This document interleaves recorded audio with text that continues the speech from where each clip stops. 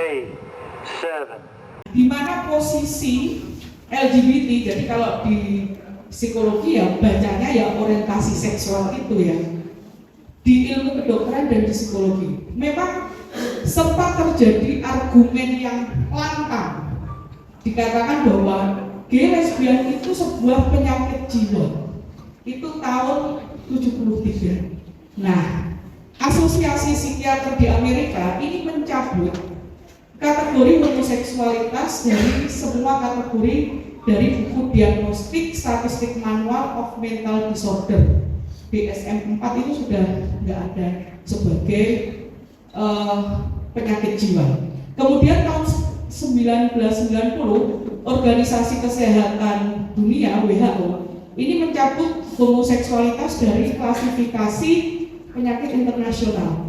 Jadi kalau psikolog ini punya semacam buku panduan dalam mendiagnosa, kalau saya konsentrasinya di psikologi klinis, sosial, dan forensik. Jadi memang belum Mbak. Oke, jadi itu ada semacam buku panduan untuk mendiagnosa, namanya PPDBJ, kemudian atau DSM tadi. Kalau di kedokteran ini namanya ICD, International Classification Disease. Jadi kita kalau misalnya ada klien terus kemudian kalau psikolog kan tidak boleh memberikan obat. Tapi kalau misalnya memang harus terkombinasi penanganannya ke psikiater, itu biasanya kita pakai kode. Termasuk rujukan ke dokter umum juga seperti itu. Next. Nah, di Kementerian Kesehatan ini juga mencabut same-sex attraction sebagai penyakit kejiwaan di pedoman penggolongan dan diagnosis gangguan jiwa. Ini edisi ketiga 93 itu sudah tidak tercantum. Tapi yang masih tercantum adalah kebingungan identitas. Jadi kadang itu mungkin biologisku duwe penis tapi kok aku nggak nyaman, misalnya identitas seksual itu kan seperti itu. Tetapi orientasi seksual sebagai gangguan jiwa memang sudah dihapus. Nah, ini adalah yang tadi saya sampaikan, kode-kode itu tadi yang ada di PPDBJ. Jadi yang diantaranya ada itu ini hanya untuk knowledge saja, karena memang ini pun tidak semua psikolog tidak selalu sama sebenarnya. Nah, ini yang sebenarnya ilmu paketnya sama, tapi kalau sudah pada implementasi ini juga bisa berbeda. Terkadang kalau saya diundang talkshow dan lainnya, saya harus memperjelas aku ini diundang sebagai psikolog apa diundang sebagai sekretaris KPA, itu saya harus perjelas. Karena kalau sebagai sekretaris KPA kan kita leluasa ngomongin program, LSL dan sebagainya. Nah, tapi beberapa psikolog ini ada ketakutan dalam kondisi diri mereka untuk menyampaikan ini. Engkau yang menyampaikan apa kata orang, aku dikira pro. Padahal kalau keilmuan ya kita harus sampaikan. Ini kan keilmuan kayak gitu. Gangguan maturitas seksual, kemudian orientasi seksual egodistronik, dan gangguan jalinan seksual. Jadi gangguan jalinan sosial itu misalnya seorang gay dia menikah dengan perempuan kayak gitu. Nah, tapi kan dia memang secara orientasi sebenarnya kan ke homoseksual, sesama jenis, hanya saja dia ini ketika menikah, ketika harus berhubungan seksual dengan istrinya, itu juga harus distimulus oleh film-film bokep yang laki-laki seks lelaki. Betapa itu sebenarnya kondisi yang kalau saya kadang gini sama teman-teman itu ya rada kenceng. Mbak, aku pengen merit. Sebenarnya merit ngomong hanya untuk kamuflase sosial. Ini yang banyak terjadi kan. Sebenarnya perempuan ini mendapatkan kekerasan dalam rumah tangga. Dan menurut saya memang saya harus ngomong seperti ini karena KDRT itu ya termasuk bentuknya ngomongin. Terus kalau dia kondo kalau lanang itu kemudian dia terinfeksi HIV, lah istrinya dan ini juga tentunya di daerah Jawa Tengah ini sudah mulai muncul yang seperti itu kan. Jadi dia juga menikah, namun dia seperti itu. Next, Mbak. Oke. Lalu, ya. Nah, ini Perhimpunan Dokter Spesialis Kedokteran Jiwa beberapa tahun yang lalu melakukan pernyataan sikap. Waktu itu ada talk show di TV One. Nah, kembali lagi ini kemarin sangat ramai di psikolog dan juga psikiater karena ada dokter yang mungkin nanti bisa dilihat ya yang menyatakan bahwa ya apa yang sudah menjadi acuan ini verbalnya ke publis berbeda sehingga ya semakin stigma diskriminasi itu ya terjadi. Nah sampai ada bahasa wah saiki ternyata pelacuran itu bukan hanya soal transaksi seksual, melacurkan ilmu ini juga bagian dari yang bisa kita jumpai. Nah itu juga kemarin seperti ini sampai ada pernyataan sikap seperti ini. Nanti bisa dibaca di materi saya next.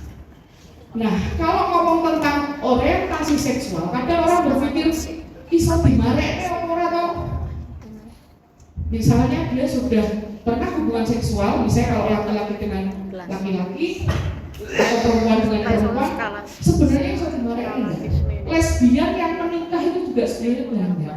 Tapi kan lebih smooth kalau lesbian. Karena saya dulu ketika masih sekolah di Jogja itu, saya juga nggak tahu kalau bos saya itu dia ternyata lesbian. Jadi beliau ini punya suami juga. Tapi beliau ini memang aktif gitu, perancang.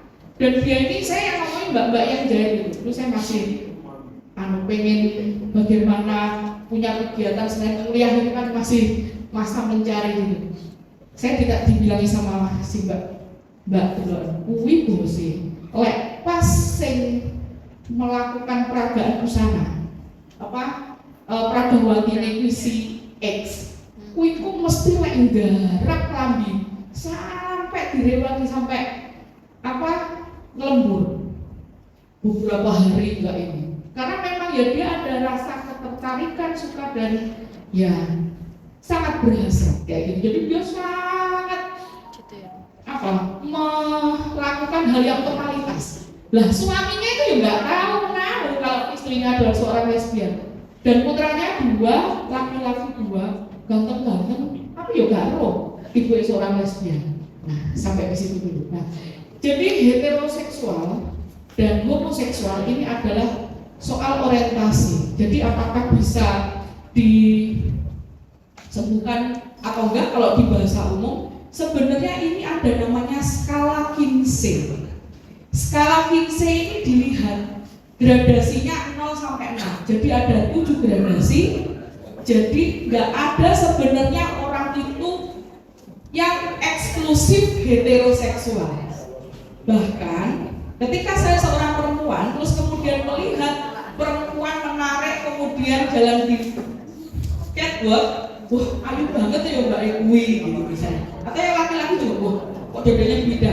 Nah itu sebenarnya yang disebut di sini.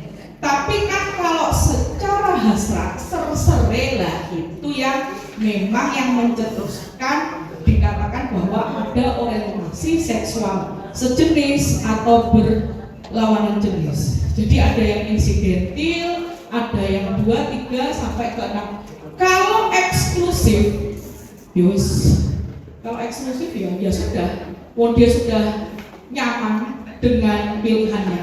Bahkan di beberapa teman-teman psikolog, saya pernah juga cerita nih teman kebetulan di Jawa Timur, kalau psikolog saya iso menyembuhkan G, jadi dia menjadi tidak G lagi.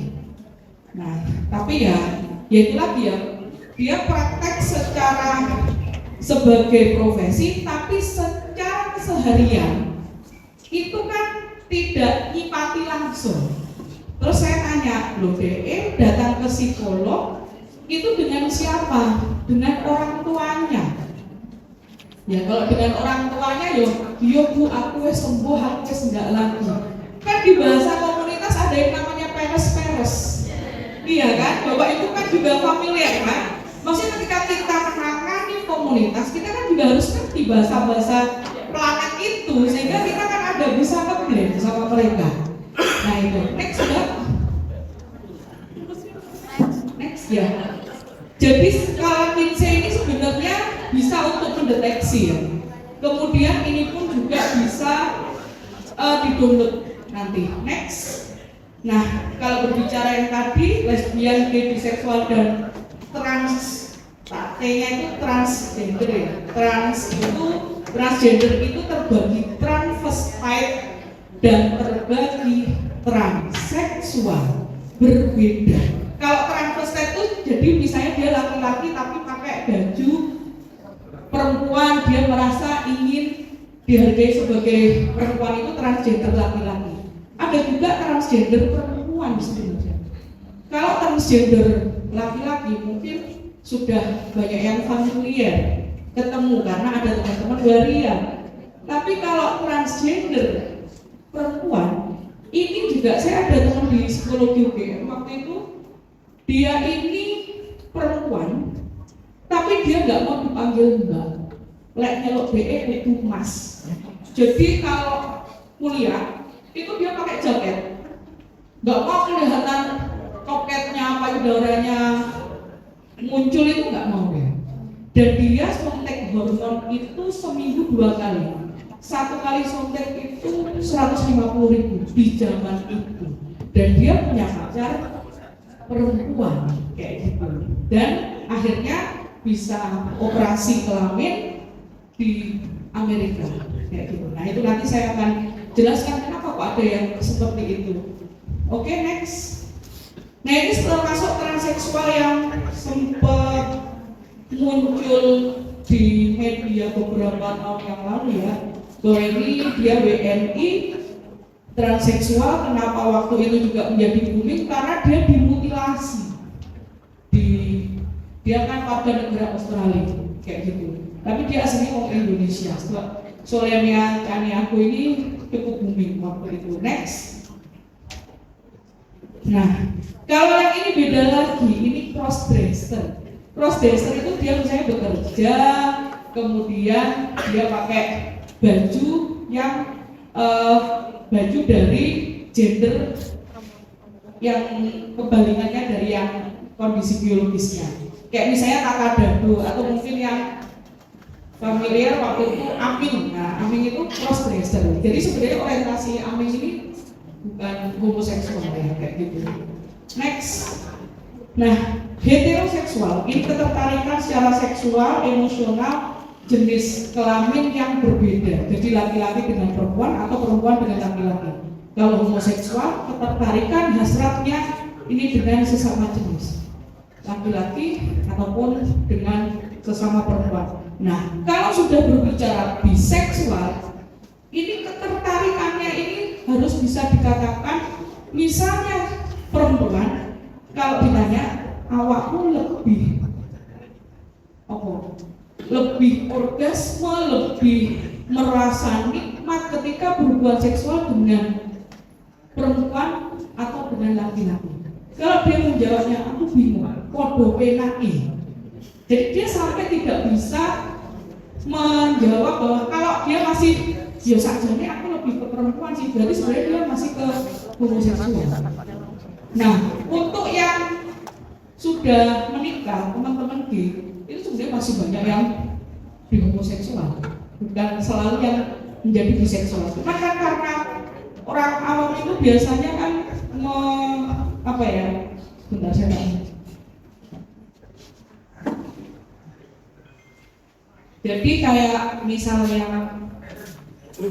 orang awam itu kan lebih menganggapnya kalau ada di menikah, oh wes mari sudah sembuh, nyatanya duwe anak. Ya iya, dia tetap bisa ereksi. Tapi biasanya yang sering mereka andalkan ketika posisi pagi itu kan penis laki-laki memang berdiri, morning erection itu. Atau kalau enggak, kalau malam ya dia pakai stimulus dulu sebenarnya. Itu yang terjadi. Next, kayak nobody is born gay or lesbian. Sebenarnya tidak ada orang yang terlahir sebagai gay atau lesbian. Gak ada lahir cepat dari gay atau lesbian, ini tidak ada. Tapi itu bagian dari kondisi proses yang terjadi. Nah, ini yang saya akan sampaikan dalam perspektif psikologi. Next. Nah, jadi kalau kita lagi jago bayi, kan kita juga kok lucu, kan kita juga oh ini kok jadi gay, kita terus enggak gitu ya. Artinya ya memang ya bayi itu ya terlahir dalam konteks kelamin, kecuali memang ada kelamin yang ganda dan sebagainya. Tapi itu sebenarnya tidak dari lahir sebenarnya. Kalau kita mau ngomong metode itu sebenarnya nanti kita akan urai dari arah yang mana. Itu sebenarnya nanti kalau dari psikologi memang akan ketemu. Nah, fase psikoseksual yang mulai tercetus ini, iya. Jadi ada tahapan-tahapan dalam psikoseksual ya.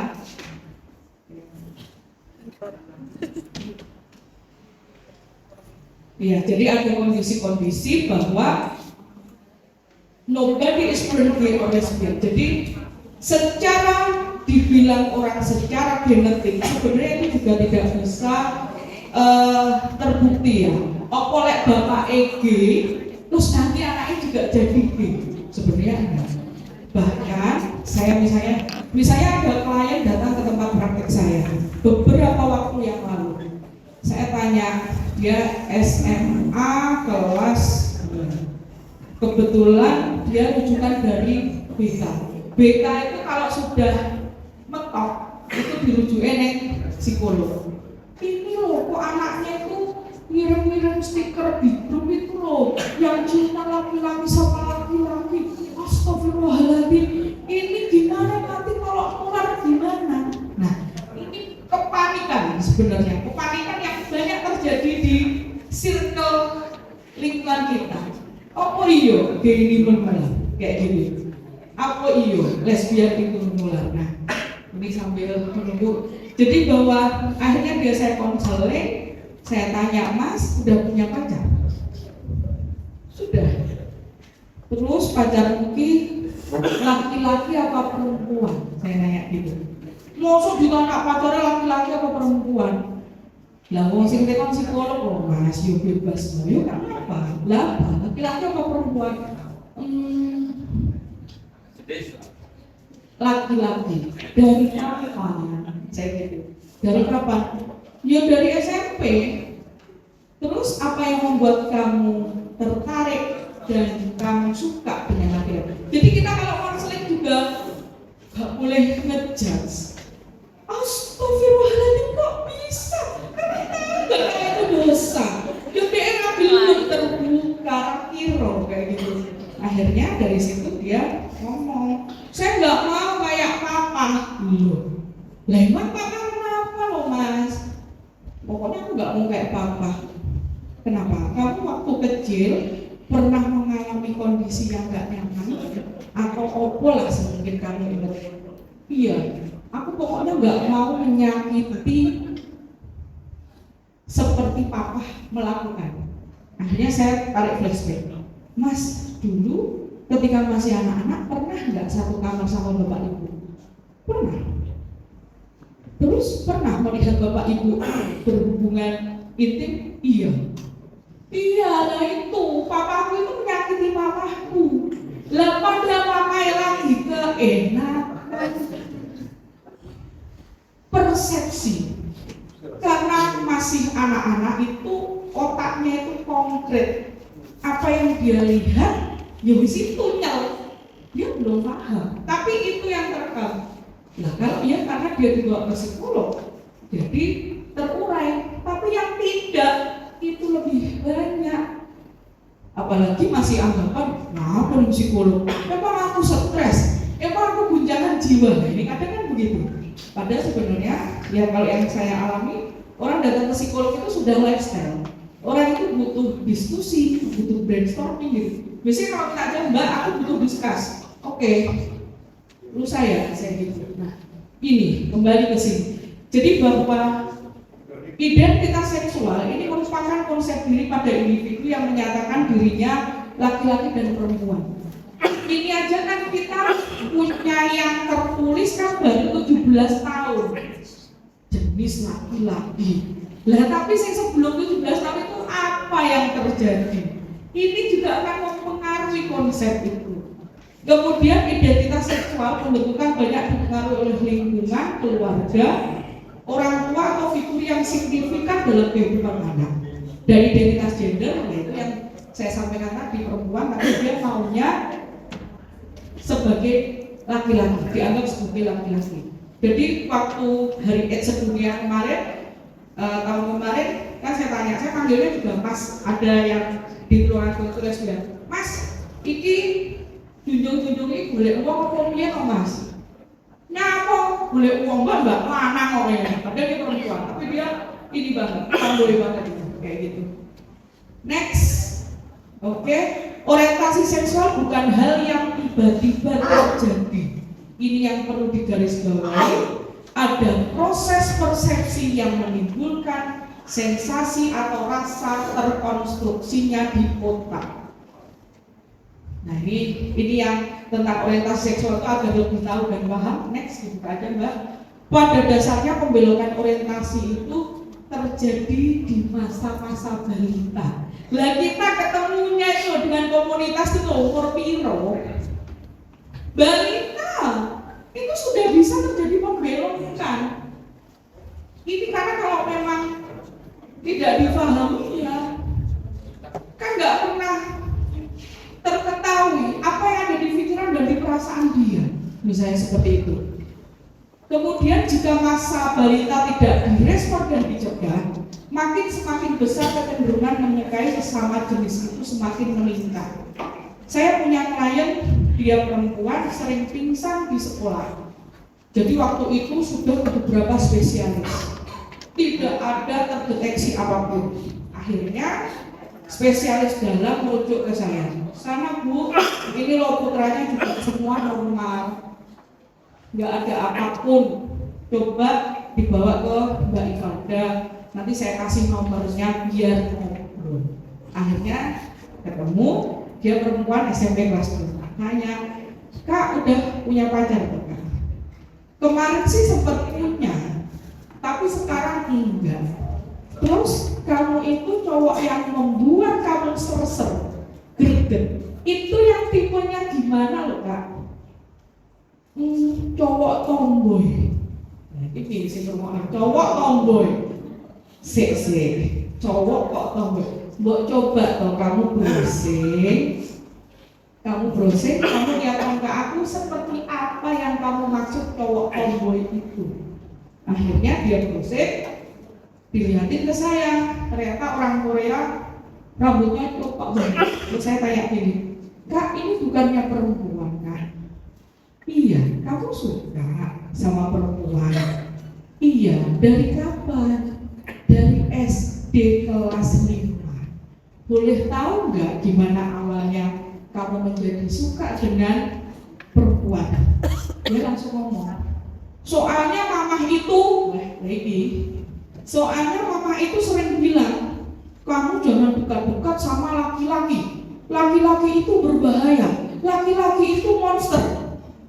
Ya berarti sama perempuan aja. Konstruksi.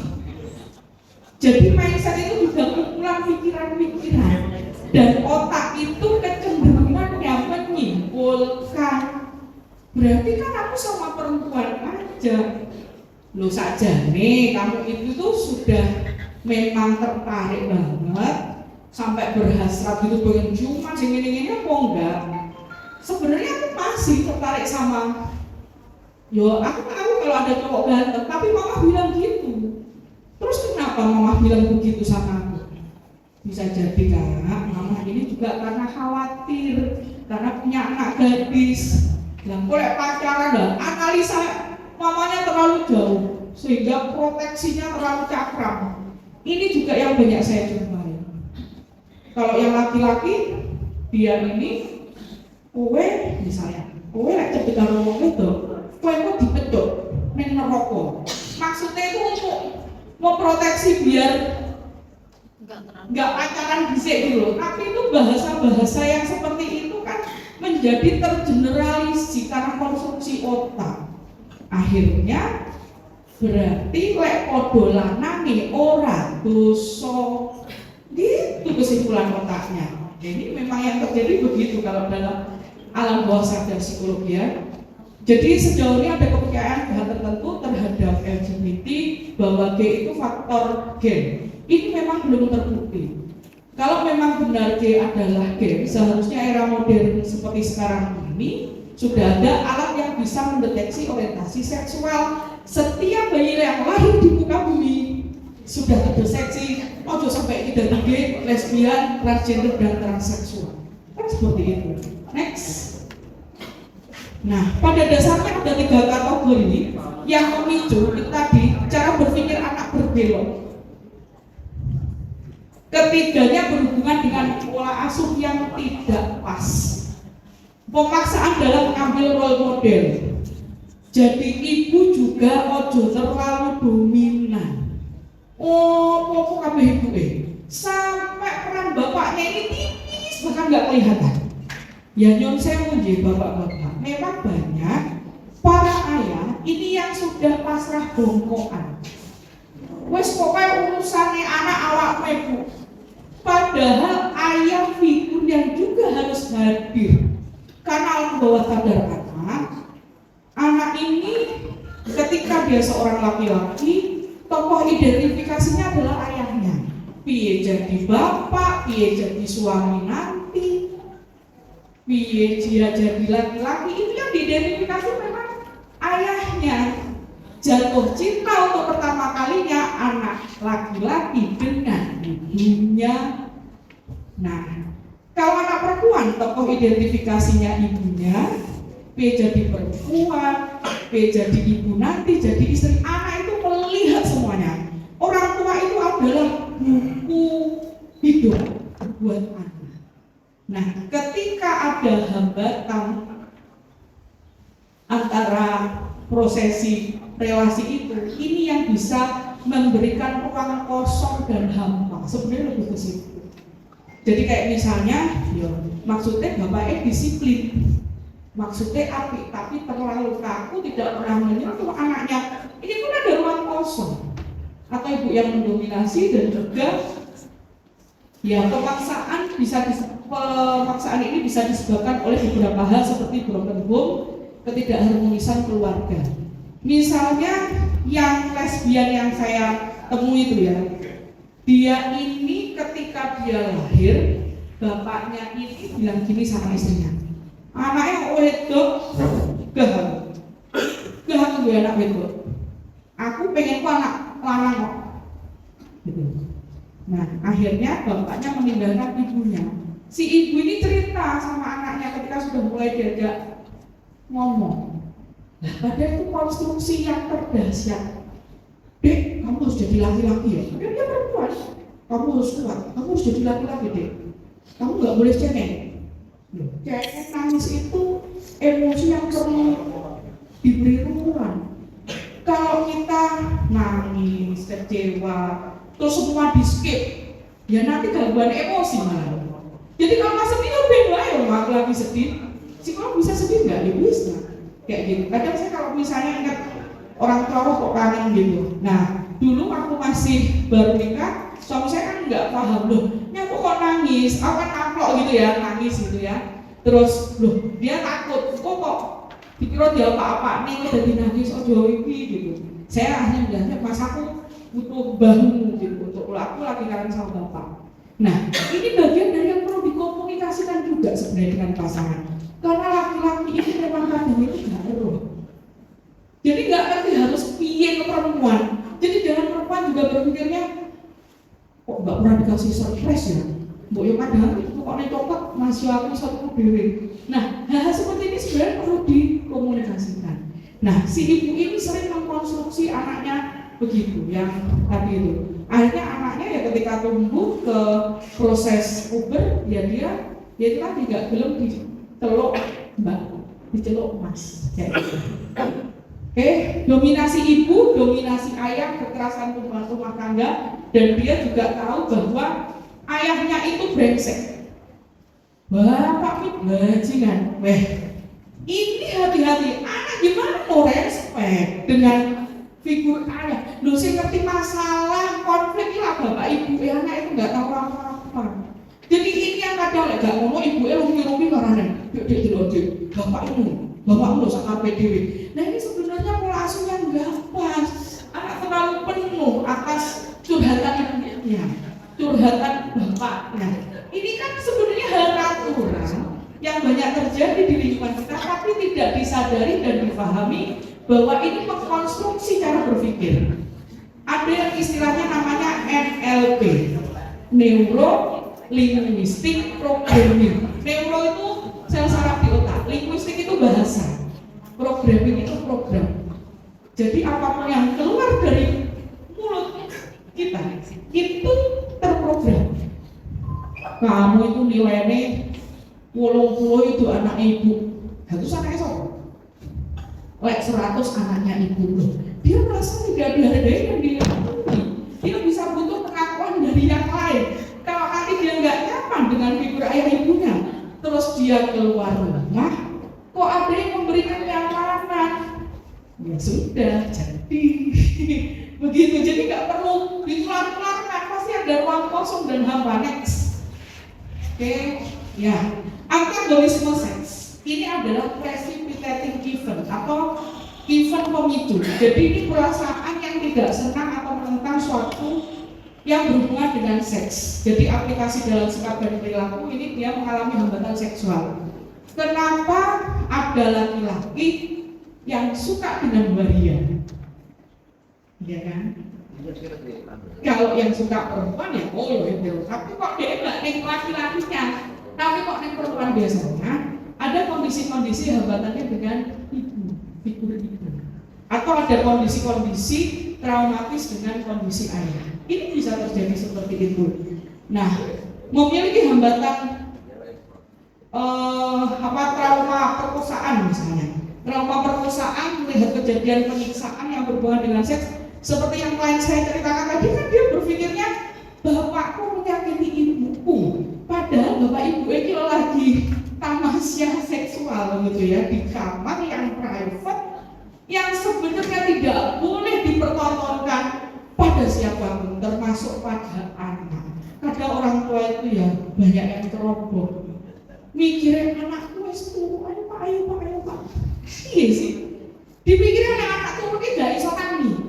Tapi biasanya banyak yang konsul sama saya. Aku baru akhirnya ngapusi ya gak anakku. Ditanya sama anak saya, loh pak, papa kok gak pakai baju? Iya, papa baru mandi. Loh ini jam 12 malam kok mandi? Akhirnya kan bohong terus kayak gitu. Nah ini juga sebenarnya di situasi keseharian, tapi nggak memahami konteks bahwa ini memang bisa mengkonstruksi. Next. Nah, laki-laki bisa jadi korban. Kalau perempuan jadi korban pemerkosaan itu lebih terbuka. Tapi kalau laki-laki tidak. Saya juga punya klien, dia ini sebenarnya sudah ke psikiater 8 tahun. Tapi dia waktu itu memang nggak paham bedanya psikiater sama psikolog. Jadi dia ini bolak-balik ke Jawa itu untuk ambil obat dari psikiater. Terus kemudian dia ini merasa enek ganjel. Akhirnya karena proses dia bertanya dan sebagainya, ketemu saya tanya, dia kan diem tuh sambil tangannya itu deket gitu, kayak gitu, kayak marah yang tertahan. Terus saya akhirnya tanya, Mas, piye mau cerita apa kamu? Kayak gitu. Dia nggak ini, dia diem. Terus saya tanya, apa ada hal Mas yang sudah pernah terjadi pada hidupmu, tapi itu sudah lewat lama, tapi kamu masih eling, bahkan kamu itu ada yang buat marah? Dia langsung histeris. Dia langsung histeris. Dia teriak apa? Di sini boleh teriak dia. Habis itu udah ini saya treatment untuk mengcleaning emosi dia. Setelah itu udah lebih tenang, baru cerita. Tak tanya, iya Mas, aku baru bisa ngomong sekarang. Mbak aku tuh dulu diperkosa sama tetangga ketika saya usia 8 tahun. Terus kamu saya ketemu karo ngomong, iya Bu. Jadi waktu dia itu pas emosi histeria itu, terus dia mau tak bunuh gitu. Dia sampai seperti itu. Dan dia ini sebenarnya sudah menikah saat ini dan juga punya 1 anak. Jadi dia pun juga masih dengan waria, karena dia berpikir kalau laki-laki dengan laki-laki nggak boleh. Tapi kalau waria itu kan figurnya perempuan, jadi dia memilih dengan transgender, begitu. Tapi dia begitu dites, saya tahu tes HIV, ternyata masih negatif, dan ini juga harus dipertahankan ya Mas. Ini posisimu negatif. Jadi kalau negatif jangan ceroboh, dipertahankan negatif terus. Karena banyak teman-teman di komunitas kadang ceroboh. Beberapa tahun negatif, tiba-tiba tiung di tahun keberapa positif. Nah ini juga PR kita itu harus tinggi. Punya itu kayak gitu ya. Next. Nah, antagonisme seks atau hambatan itu tadi ya. Faktor-faktor terjadinya itu misalnya hubungan keluarga dan lingkungan yang buruk. Kemudian di mana beberapa orang tua mengajarkan anak gadisnya mempercayai seks adalah sesuatu yang buruk. Misalnya anaknya tanya, oh ya saya pernah punya pengalaman gini, jadi ibunya itu telepon saya dalam kondisi terbawa-bawa, mbak, aku nyuwun tulung loh, kenapa bu? Anakku loh, pagi-pagi itu kan saya membersihkan kamar, kemudian ketika membersihkan kamar, kok kasurnya itu basah. Terus saya tanya, boleh kamu kopol boleh mimpi basah bu? Loh, astagfirullahaladzim. Nah, ibu enak ngerti kespro. Padahal kan kalau laki-laki mimpi basah yo wajar kayak gitu. Lah ibu enak ngerti. Kok iso mbak Pak Temoni mimpi basah itu piye? Nah aku di panggung yo ketemu artis loh bu seksi terus belum aku terus yo kowe cucu basah. Lah ibunya wahnya rasa kelainan mbak harus segera saya bawa ke panjenengan. Ya ini ada kondisi-kondisi sensasi di mana dia punya orientasi seksual sejenis tapi belum pernah berhubungan seksual sama sekali. Ini saya juga punya cerita. Ini juga klien yang datang ke saya. Jadi dia ini sebenarnya pernah hidup di pondok. Ketika di pondok, dia ini kan mau bunuh diri gitu ceritanya. Lah, akhirnya kan dipulangkan. Bapak ibunya itu bingungnya, aku yo anakku apa aku ada yang salah, ada yang kurang. Ya Allah. Aja tema aja lah.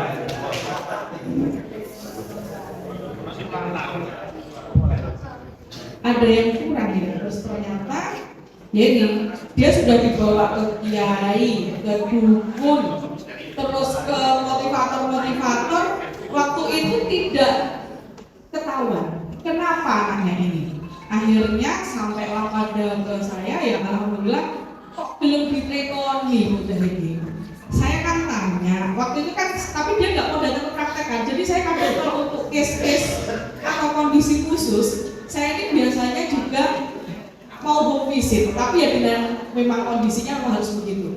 Waktu itu kan saya tanya, dia kan suka memanah dan sebagainya. Saya tanya, Mas, apa ada hal yang ini tuh membuat kamu itu nggak nyaman atau mungkin ada perasaan bersalah atau apa? Dia tuh diem. Dia bilang gini, Mbak, aku mau ngomong tapi jangan di sini. Loh di mana? Di lantai 2. Jadi ada ruangan di rumahnya itu di lantai 2. Akhirnya kita di lantai 2. Akhirnya dia cerita, apa tuh Mas yang membuat kamu itu kadang masuk sekolah, kadang enggak, jadi jelek-jelek di sekolah itu, kadang masuk enggak. Itu sebenarnya sudah ledakan psikologis ya. Itu sebenarnya sudah ledakan psikologis, tapi bentuknya anak beda-beda. Terus waktu itu saya tanya sama dia, Mas, gini, apa yang membuat kamu kadang, apa yang nggak nyaman di sekolah? Biasanya kan gitu ya, pertanyaannya kan ya, kok gurunya nyapa, kok dibully gitu. Enggak ada. Terus apa yang membuat kamu waktu itu di pondok kok ingin mengakhiri hidupmu, kamu mau lompat itu nyapa loh Mas? Lah itu yang aku mau cerita Mbak. Kau bener yo, sumpah yo, demi Allah yo, rambut omongnya bapak ibu yo. Iya wes kok ini kita besti, wes kok secret, saya bilang kayak gitu. Akhirnya dia mau cerita. Aku itu sebenarnya takut kok Mbak, kayak pondok ini kan semua lanang. Kalau aku ngobrol piye? Kalau aku ngobrol, aku jujur merangkul karena ada yang saya berhasrat.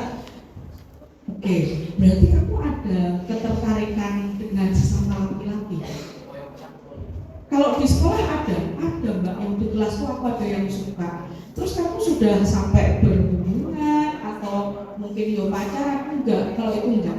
Oke. Dulu kamu pernah nonton film bokep enggak sih ketika anak-anak? Kelas 4 SD itu aku sering ke warnet. Jadi ibu bapaknya kan sibuk, sik bambat lah. Kalau wong Jawa masih maten anyar anak pertama sik bambat. Jadi bapak ibunya itu sibuk bekerja sehingga dia ini posisinya waktu itu ya sudah nonton terus sama temen. Nah di mana itu di warnet itu dulu kan warnet tuh sebelum seperti sekarang itu yang dilihat itu film bokepnya itu laki-laki dengan laki-laki. Itulah konstruksi sebenarnya. Tapi ketika dia masih SD ya melihat hanya melihat. Tapi nanti begitu puber ini lonceng Pak Ali berbentang, ada hormon yang bekerja sehingga dia ini biasanya kalau malam itu onani, tapi sambil nonton film bokep karena dia sudah lelah dan juga merasa bersalah. Kok aku gini ya mbak, aku dosa loh. Padahal anak ini sangat taat beribadah dan sholatnya bukan hanya 5 waktu loh. Sholat tahajudnya juga kenceng. Nah ini invisible. Jadi bukan soal juga apakah dia tidak religius, bukan. Karena otak di otak berbeda antara emosi, spiritual, dan intelektual. Itu letaknya berbeda. Jadi jangan selalu oleh semua orang religius enggak. Contoh lagi. Itu yang seperti itu ya. Saya pernah ada teman komunitas datang ke tempat saya pas bulan. Tempat saya itu kan dekat sama masjid alun-alun gitu, masjid besar. Nah, pintu di rumah saya kan pas saya buka gitu. Nah, sholat duhur itu waktu itu sudah selesai. Nah, si anak ini kan teman komunitas ya, teman game. Dia itu tiba-tiba itu begitu ada orang lewat, dia lari terus kemudian keluar. Nah, nggak pamit kan, terus itu dia balik. Ya kok loh awakmu kok tergesa-gesa, maksudnya buroni sopo saya gitu. Buroni abah sopo. Ya itu biasanya dulu itu sering mbak minta pijet aku. Nah si bapak ini istrinya sudah meninggal dan putri-putrinya, putra-putra juga nggak tahu kalau bapaknya seorang gay. Ya, next, oke. Nah ini fakta LGBT dalam sejarah kebudayaan Indonesia.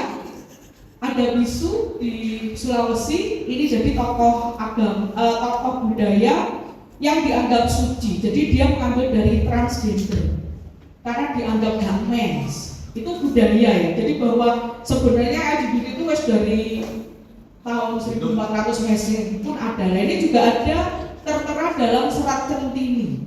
Dan kalau ini ada tradisi di inseminasi anak laki-laki Papua, jadi anak laki-laki itu harus dipisah dari ibunya untuk biar dia suci, tidak mendapatkan air susu ibu kayak gitu. Jadi ini ada budaya seperti itu. Nah kalau yang di atas itu mairil, ini banyak di pondok. Orang kadang kan berpikirnya ya di pondok, ya kabeh apik dan sebagainya. Nah waktu saya diminta MUI, Majelis Ulama Indonesia, diminta untuk membahas LGBT perspektif psikologi, di situ kan ada yang banyak gus-gus gitu ya, banyak pakaian. Gus, nyok sewu kalau di pondok ya nyok sewu ada mairil loh Gus. Hai, Mbak Ifadah banyak ruwo ya. Gitu. Jadi sebenarnya juga ya tahu. Jadi kalau mairil itu yang di pondok mungkin juga tahu ya. Jadi ada kondisi orang tidur terus diendeh, kemudian diendeh konconnya terus kelaminnya digesek-gesekkan gitu. Nah, oke, next. Apa tuh yang Ya. digesekin? Apa?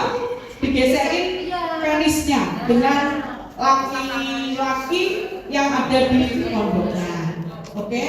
Nah, ini ruang preventif sebenarnya yang kita juga lakukan ya. Next.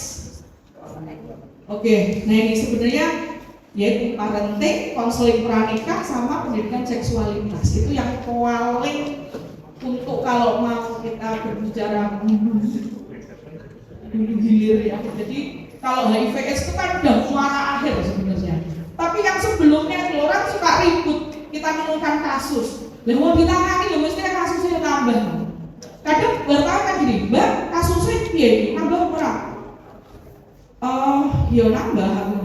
Kalau misalnya nggak nambah sajane iso, Mas. Ada ya Mbak caranya? Ada. Ya kita pasif aja lah. WA-an, sekretariat, kita kumpul-kumpul, hai-hai ngono. Kuwi kasusnya mulai start. Nggak usah terserah ke orang. Nah itu nanti pasti juga nggak akan ada tambahan kasus. Ya selagi ditemukan, ditangani ya mesti baik kayak gitu. Next, tinggal dikit Mbak. Nah ini saya biasanya ada ruang mengajar. Jadi saya tuh sudah membiasakan ketika ngajar itu saya ngajak teman-teman populasi guru.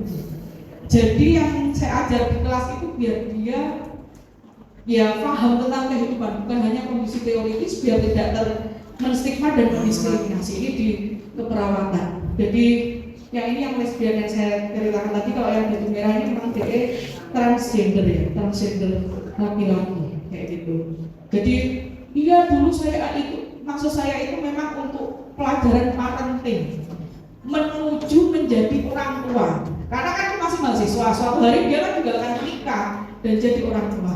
Kapan lagi saya memasukkan hal-hal seperti itu kalau di setiap kesempatan tidak berusaha untuk masuk. Karena kalau nunggu momentum tersendiri itu, walah budgetnya itu loh piro. Kayak gitu. Next. Oke, nah ini yang tadi saya sampaikan bahwa awas berbahaya di dalam India.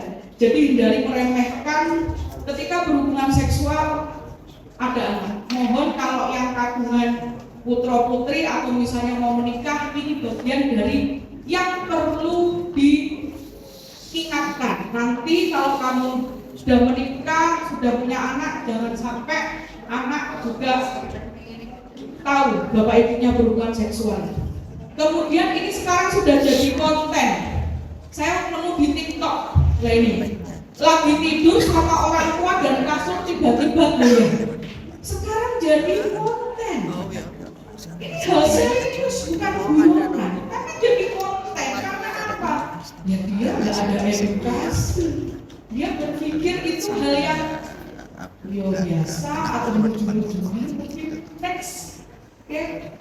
Ya, otak anak seperti spon ya, jadi bisa menyerap semua. Next aja. Saya akan. Nah, ini yang saya sampaikan. Kenapa sih teman-teman LXL transgender kadang kalau punya pasangan itu juga kadang itu sampai sehari 3, sehari 4 itu biasa. Tapi sebenarnya itu bukan yang homoseksual aja ya.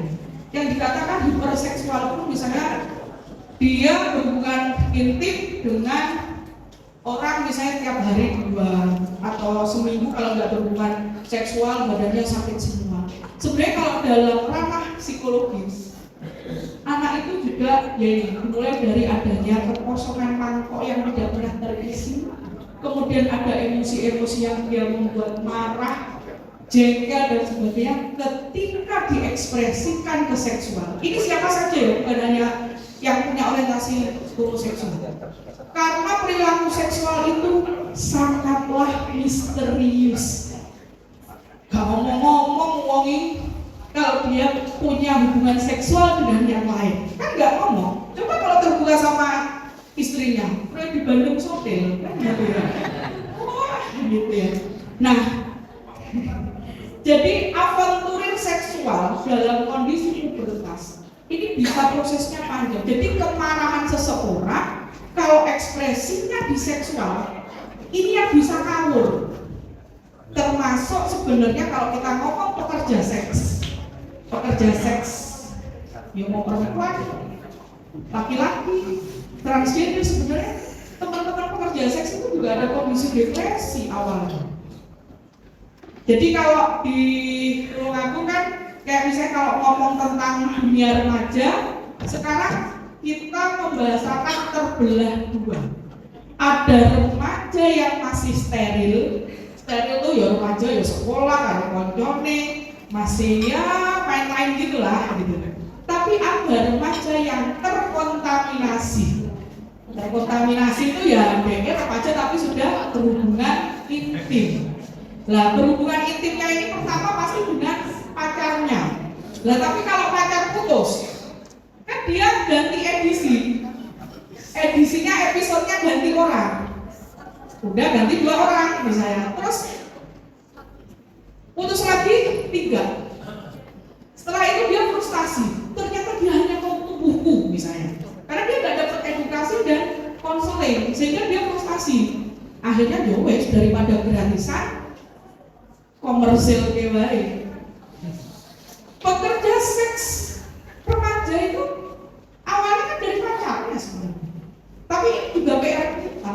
Jadi kita sekarang udah menjangkaunya yang remaja berisiko itu yang terkontaminasi loh. Karena kalau nunggu, lah sekarang petugas penyuluh itu juga kadang ngomongin seksualitas juga malu, gak enak. Lah piye padahal loh, ngomongin kondom kita masih kadang gak usah dibahas ya yang soal kondom. Loh, ini edukasi ojo diedit-edit. Tapi kan ini juga harus kesepakatan di kita banyak komisi penanggulangan dinas kesehatan. Ini kan yang daily aktivis ya, apa itu yang beraktivitas HIV setiap harinya.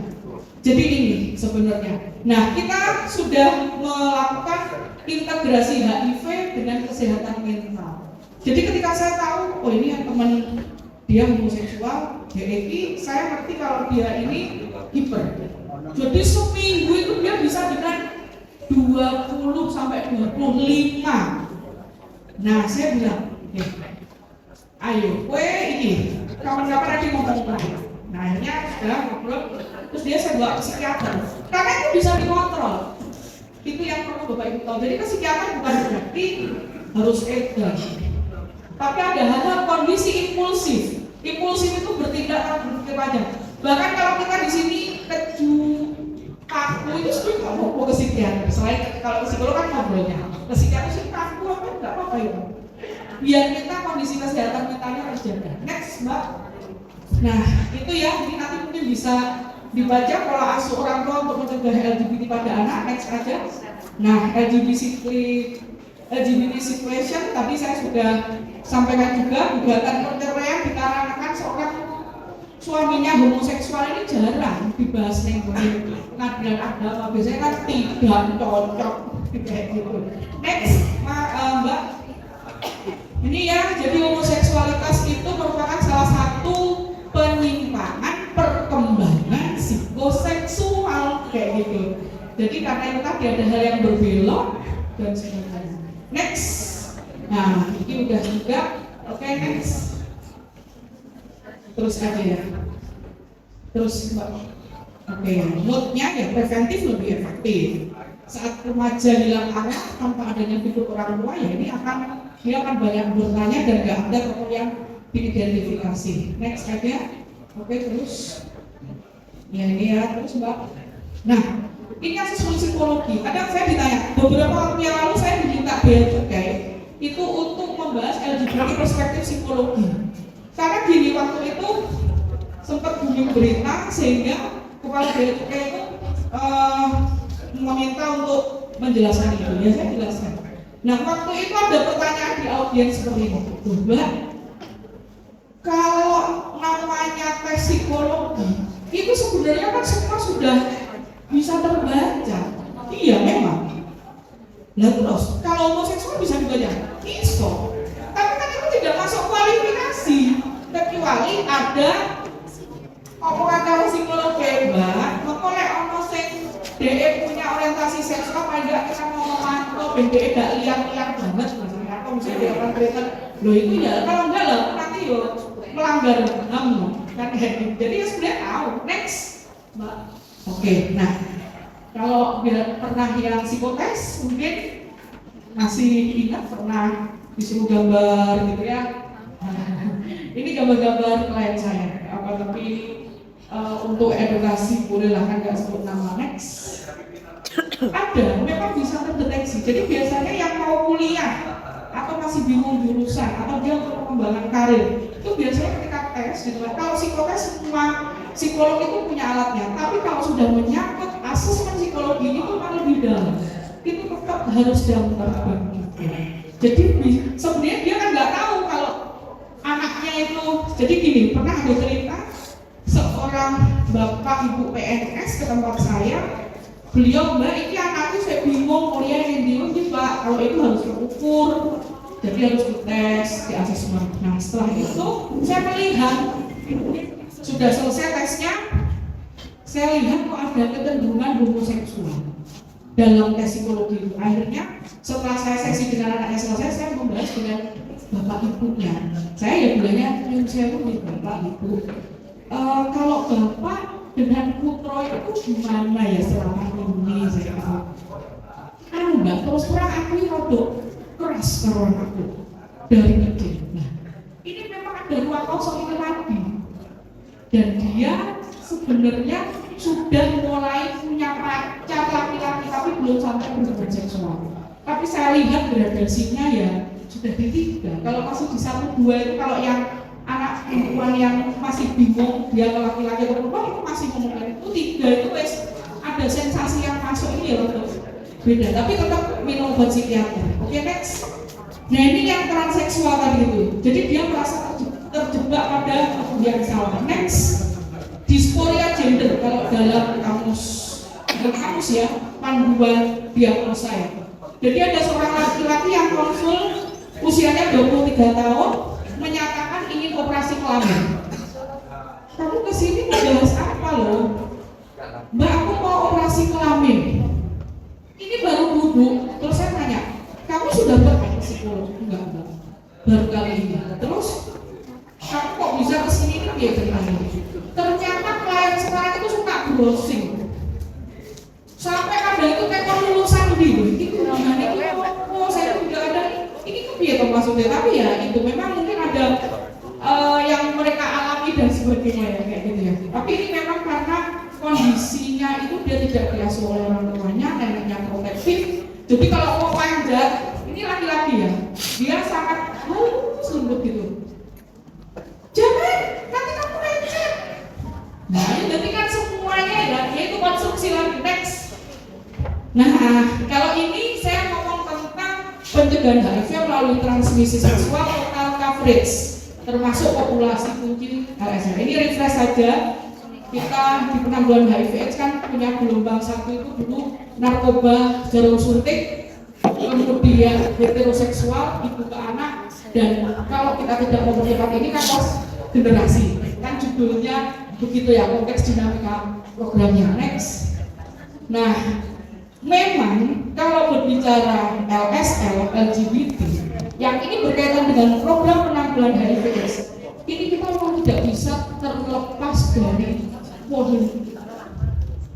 Itu wes nggak bisa dipungkiri. Realitas sosial itu ada irisannya politik, program.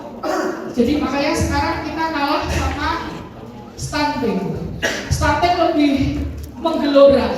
HIV/AIDS apa kabar? Tapi makanya kalau ini orang-orang yang semangat terus, yuk kita hajar saja, tak kok ben kayak gitu ya.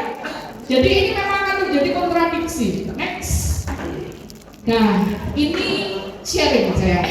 Di Tulungagung, ini Pak Kabid Kedua Dinkes, Pak Didi, juga sekaligus sekretaris 2 Komisi Penanggulangan AIDS. Kalau dunia dinas kesehatan mempublish kasus, itu kan luar biasa. Itu sudah penggawean. Tapi kita mengalami kondisi di tahun 2019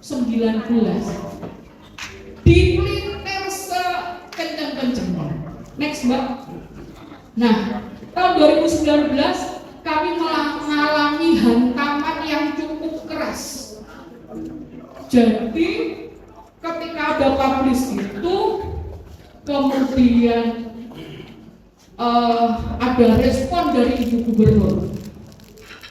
Tulungagung kok banyak LSW, Pak Bupati ditelepon. Ini cerita beliau.